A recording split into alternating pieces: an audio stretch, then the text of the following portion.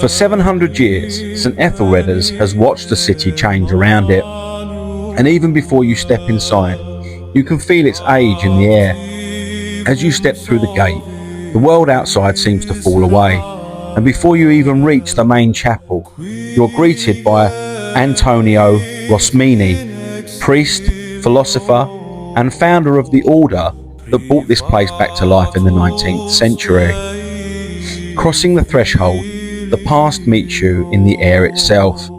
That faint, musky scent rising from the stone, it was really the first thing that you noticed was the smell. It's the smell of damp winters and candle smoke, of centuries of worship pressed into these walls. And even here, before you reach the nave, the building starts telling its story in glass. After all that stone and shadow, the colour feels almost startling. Here the story of the chapel shifts from weight to light. Centuries of faith refracted into blues, reds and golds. As you move further in, the space begins to gather around you. The hush, the coolness, the sense that the building is drawing you deeper into its story. The stone seems to settle, the colours sharpen, and every step feels like you're crossing into another layer of time. It's a slow unveiling, the chapel letting you in at its own pace. And then you come into the main church, the nave, and it just opens out. All that colour and height you glimpsed earlier suddenly makes sense. The great east window rises above the altar like a tapestry of devotion. Christ at the centre, saints gathered around him, each panel glowing with the kind of colour that only deep time can produce. Matthew, Mark, Luke and John, their names resting quietly on the base, anchoring the whole space back into scripture. The same scripture this chapel was built to echo in the 1200s, and along the walls the narrative continues in glass.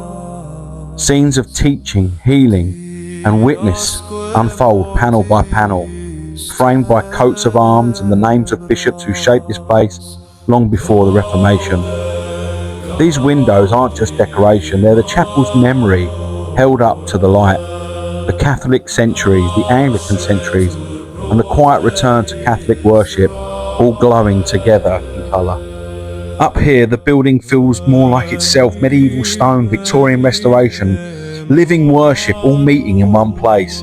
The altar itself is Victorian, but it stands exactly where the medieval Bishop of Ely once celebrated Mass. The same place, the same purpose, 7 centuries apart. And here, a quiet memorial to the fatal Vespers, a tragedy in 1623 when a hidden Catholic service in Blackfriars ended in disaster after the floor gave way beneath the congregation.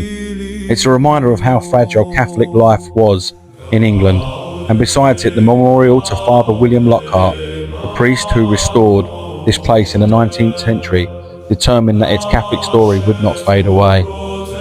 Down a narrow staircase, the air changes again. The light thins, the stone grows colder, and the scent deepens into something older, damp mortar, earth, and the quiet weight of centuries settling around you. There's a long quiet tradition attached to this crypt.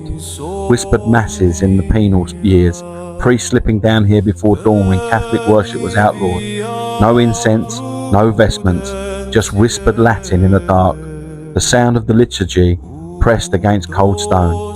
The upper chamber belonged to the new Church of England, but down here, beneath the floorboards, beneath the politics, the old faith held on. Even the Stations of the Cross feel different down here, carved in a rough, almost monastic style. They echo the hidden chapels of the penal years, simple, unadorned, the faith stripped back to its bones. Thank you so much for watching the Pew Review. If you enjoy watching videos about the old churches of London, then follow along for more. See you next time.